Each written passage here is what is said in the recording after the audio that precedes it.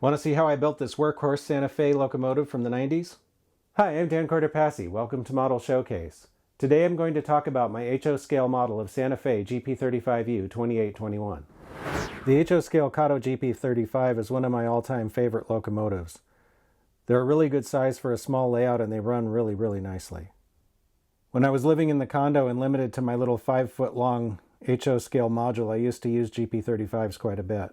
This is also one of my oldest HO scale diesels. When I really started getting serious about HO, I bought several Kato GP35s way back in the day. I don't remember exactly when the Kato GP35s came out, but I would guess it's probably late 80s or early 90s. Initially, I bought 4 of them, 2 Santa Fe and 2 Southern Pacific. Since then, I've painted and detailed 3 of them, this Santa Fe unit plus 2 of the SPs. I still have one of the Santa Fe units in its more or less original condition that I need to work on. According to my Santa Fe 1992 annual, this locomotive was built in 1964 as Santa Fe 1321. It was renumbered several times over the years and became 3321, then 2821, then 3578, and then back to 2821. In 1982, this locomotive was rebuilt and became a GP35u. The U suffix was what Santa Fe used to denote their rebuild. This unit survived into the BNSF era and became BNSF 2521 initially. At some point it was rebuilt again, becoming a GP39-3 and renumbered BNSF 2601. I built this model using photos I found online as a guide. One of the things I like about modeling rebuilt engines is that they all become a little bit unique because as they get shopped, little details get changed, and even though they may have all looked alike when they were delivered, 20 or 30 years later, they all have their own unique little characteristics. In the 90s, Santa Fe started relocating a lot of the headlights out to the nose, right around here, but this was one of the units that kept its headlight in its original position. So the air horn in this engine is a different type than you usually see on Santa Fe units, and also it was painted a lighter blue, not quite the dark Santa Fe blue, so I had to lighten the color a little bit to paint the horn. I think by far the weirdest thing on this engine though is the paint job. I found photos that show between around 1993 and 95, the inertial filter grills, I think that's what these are, were basically swapped side to side and installed upside down.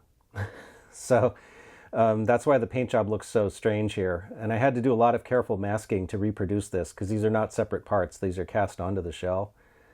Another paint treatment which I've seen on a lot of Santa Fe engines during this era was the brighter yellow around the cab number area. I'm guessing what happened is because these were renumbered, Santa Fe didn't repaint the entire cab, just this area, and then put new numbers on it. Not 100% sure of that, but that's kind of would make sense. So anyway, I had to fade the yellow on most of the model, but then use brighter yellow in certain spots. Not just here, but also like down here, there's a couple of spots with that. There's brighter yellow squares around the class light area too, because this was one of those engines that had its class lights blanked out, and I'm guessing when they did that, they just repainted this spot instead of repainting the entire front end. So I also completely removed the rear number boards, basically by gluing in the number board inserts that came with the model and then using some putty and sandpaper to, fill them in and get rid of them, and then painted the entire, model so that they wouldn't show. I did a lot of work on the pilots with custom uncoupling levers, aftermarket air hoses, and an aftermarket MU cable. I made the handrails with brass wire and precision scale brass stanchions all soldered together, so they're nice and durable. The only exception to that is this middle part here. These 2 stanchions and the drop step are actually the original Kato parts. I basically drilled into them on either side after cutting the original handrails off, like past this stanchion, and then inserted the brass stanchion in, or the brass handrail wire into there. It's a little easier to do that than to make new stanchions for here and to put an aftermarket drop step. I also installed aftermarket windshield wipers. It's got freestanding grab irons throughout that are wire, not the original plastic ones that came with the Kato model. And I also made the number boards light up and light independently from the headlight. Originally they were lit with one LED, or one bulb actually. This engine's pretty old. But now they're independent. So it also has photo etched sunshades and mirrors on the side. And this is the real old school way of doing things before you could buy models that already had all this stuff done for you. I used some brass wire to fabricate this thing that goes from the underside of the headlight down to the top of the nose. I think it's some kind of a conduit. A lot of Santa Fe locomotives had something like this. This is another look at the horn from the top. I also put on an aftermarket air conditioner unit and used some weathering powders and a circle template to create the illusion of a fan. I also had to fabricate this little circle here, which I think is where the beacon was, because at one time this engine would have had a beacon on it, probably in the 80s. Then in the 90s they took it off. I made the conduit with some brass wire, and if I remember right, the stands are Details West photo etch parts, and the antennas are other aftermarket castings. I use Canon fans throughout, and also the exhaust is also a Canon part. I'm kind of glad I did this engine a while ago, because apparently this little fan is now like gold. You can't find them anymore. They're still listed on the Canon website, but apparently they're never available. I used some photo etch step kits from Canon to go over the stock steps. I didn't cut out the stock steps, I just glued these on top, but I think it looks pretty good anyway. I did a lot of work on the trucks, put in brake lines, they didn't originally have those. Speed recorder on this one, with the cable. On the engineer's side, the trucks also have spare knuckle holders, which is a Details West casting, if I remember. The front trucks also have these little things on them. I'm assuming it's some kind of a bracket, but I don't really know what they're for. But I did have to scratch build these out of some sheet styrene and then glue them on. Also did some work in the fuel tank area. I actually used some stretch sprue to put the little, I guess it's a weld seam or something in the middle of the tank that GP35s have. That wasn't originally there. I added this little piece of pipe. I'm not sure what it's for, but it was there on the photos of the real one.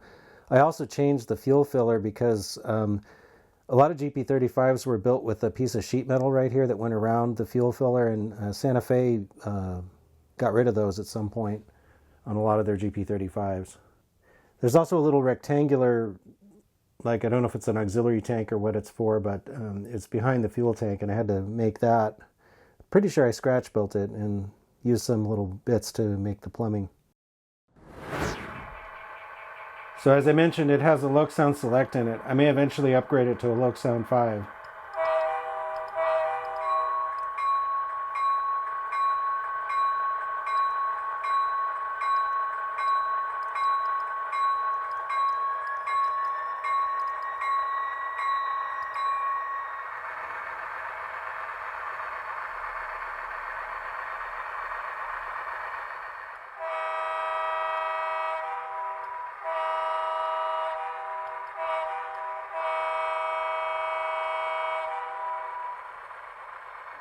This engine didn't have a lot of lights, but it does have the number boards that work, and then the headlight. The headlights are done with fiber optics and 3mm LEDs inside the shell. So I want to talk a little bit about the weathering process, and also how I have kind of a holistic approach to making a model. So basically, before I build anything, I studied photos and picked which engine I wanted to model, and then everything after that has been aiming at that target to try to reproduce this engine as it looked between 1993 and 95. So at that time it was still a Santa Fe engine, it was well maintained, it was old, but it was still out on the road earning its keep, and it wasn't a rust bucket, it wasn't ready for the scrapyard, it was a working engine. So to that end, the weathering is not random. I didn't build this engine and then try to decide how to weather it. I was working from photos the whole time. And so there's two kinds of weathering I want to talk about. There's weathering that you do that's kind of baked into the build, and then there's weathering that you do after. So an example of weathering that's baked into the build would be the painted wheel faces. That's a lot easier to do when the model is apart. So I have a couple of videos out that show that technique. The recent part 1 of the GP40P-2 DCC shop episode shows how I do it. And also the DCC shop episode with the Kato NW2, I think it's part 1. That one also shows it.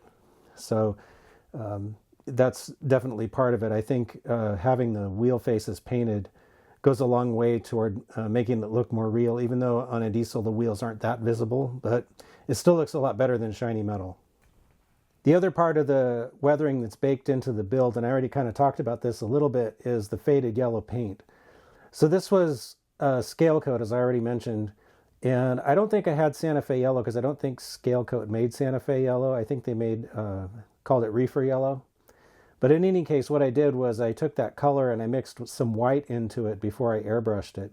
So I always work from light to dark when I'm painting a model. So basically it would be a white or very pale gray primer, and then the faded yellow, which is just the yellow with some white mixed in, like I said. Then I masked and used the yellow straight out of the bottle for this area here and some of the other areas that have the brighter yellow to get the contrast, but it still looks right because the tonality is the same. It's just this has some white added, so it's faded. I think that looks better than like using two completely different shades of yellow. I don't think it would look as natural. I didn't fade the blue because I've noticed that colors like yellow and orange and red tend to fade faster than dark colors like this. Again, it was following photos, so there wasn't any need to really change this color at all. Examples of weathering that would happen after the model is finished or nearly finished would be little things like this little streaking right here. This was done with Bragdon self-adhesive weathering powders. I like those because they're sticky and they don't rub off like normal pastels would. I also use some of those in the panel seams here. It's really subtle on the dark blue, but basically using a black and just to darken it a little bit. I already mentioned doing the AC unit with some weathering powder earlier, but there's also some subtle streaks here, just a little bit, very light rust. And there's also a little bit of light rust color going on the upper parts of the roof. So it's pretty subtle. I really like subtle when in weathering. I think it really ends up looking pretty good when it's almost something you don't even notice, but it makes it just look more real. And finally, I took my airbrush and airbrushed some road dust onto the lower surfaces of the model. And that would be a paint that's extremely thinned, like mostly thinner and just a little bit of paint. And then to spray in super light coats and quit while you're ahead is the trick with that, I think. But it just puts a little bit of road dust on the lower surfaces. I'm pretty happy with how 2821 turned out. This is the other one that I bought around the same time, which is currently 2804. This is pretty stock.